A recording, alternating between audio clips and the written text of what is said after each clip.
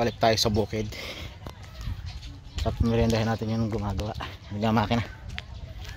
Umahon tayo kanina kasi sinuli natin yung hiniram nating pampatubig, saka medyo nagbanlaw tayo ng katawan kasi ano, makati, napakakati. Ayun, nasa bukid na siya. Eh, mahaba-haba din yung tinira natin na yan. Siguro humigit kumulang nasa 200 meters din yun. Eh, yung 200 meters na yun, baka hindi lang mahigit 200 yung langgam na nandun. Napakadami. Kaya yun, babalikan natin tong nagmamakina para mapagmerienda. Baka duling ito sa gutom, kawawa naman. Punta natin siya.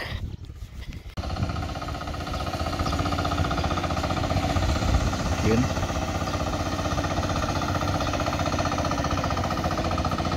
Medyo malubang-lubang na yung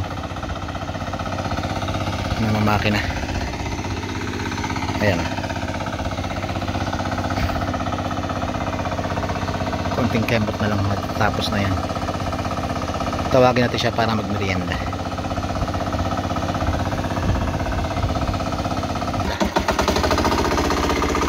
Kaya lalarga na.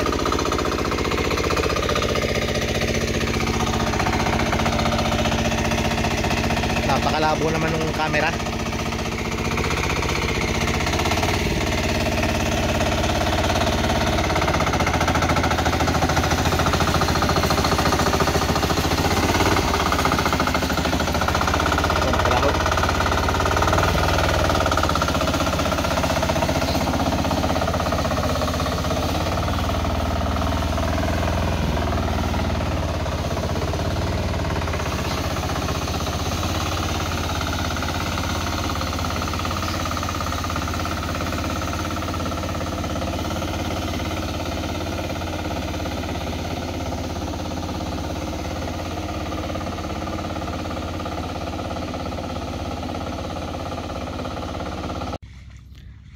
Ayan na mga kabagis, tapos na sa awa ng Diyos. Nakakapagod din. Mamayang konti babalikan natin yan, sasabukan na natin. Hihintayin lang natin na ano, na matuyo yung tubig. Ayan, so ngayon pinapadiscarga natin yung tubig. Pagbalik natin, kakanalan natin yan para tumapon yung tubig, matiktik, saka natin siya sasabugan. So ngayon kakain muna tayo. Gutom kami. Bukunin natin. Tara! Huwag tayo mahon. Mamaya. Baon na baon yan. Kaganda nga sana dyan eh. Babaon yung ano eh. Kaso pag yung pagkakanal masisira eh, no? Kung hindi lang tag-ulan, sarap sabugan yan. Oo. Mas maganda sinasabugan yan eh. Tumubo. Saka hindi mo mamatay. Hindi nakalutang. Hindi nakalutang. Yan. Yung kagaya ng pinag-uusapan namin.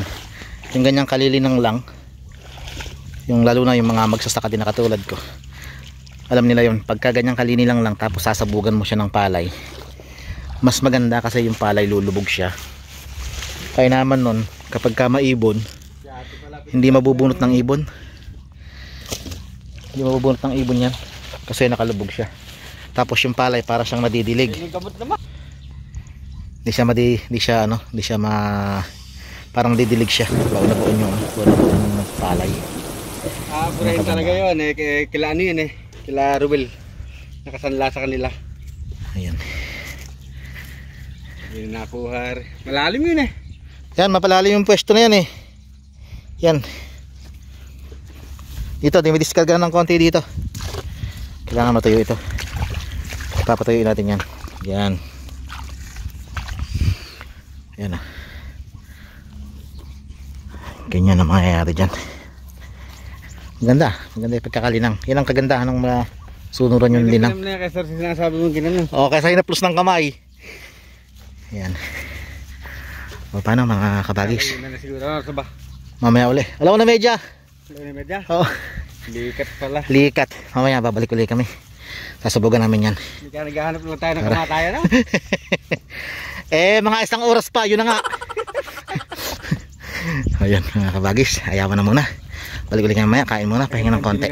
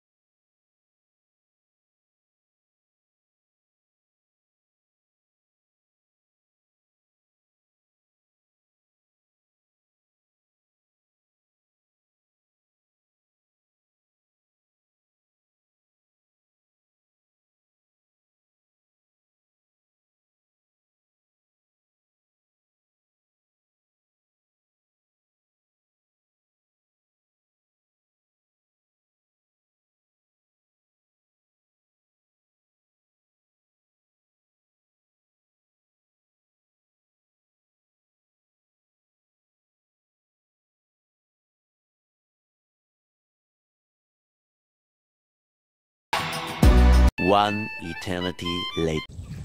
Ayan mga kabagis, medyo nagtatakip silim na, pero nakatapos na tayo magsabon. Bukas babalikan natin yan. Kakanalan ko yung mga mga may tubig-tubig na yun. Ayun, tulad yan, kung nakikita nyo yung tubig na yan, yun, may tubig na yan. Babalikan natin bukas yan para masabugan, para masabugan.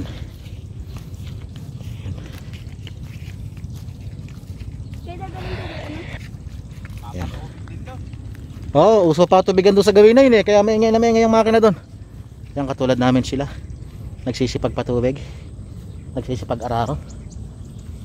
Yan mga kabagis, kung nakikita nyo. Diba? Masabugan na namin yan ngayon. Gaya nga sabi ko, bukas babalikan namin yan. Buso.